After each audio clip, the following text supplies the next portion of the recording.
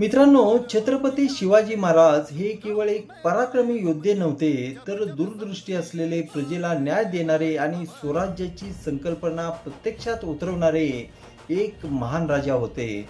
बालवयात त्यांच्या मनात स्वराज्याचे स्वप्न रुजले आणि त्या स्वप्नासाठी त्यांनी आपलं आयुष्य झोकून दिले. कठीण परिस्थितीत, मर्यादित साधनामध्ये आणि प्रबळ शत्रूसमोर उभं राहत त्यांनी दाखवलं.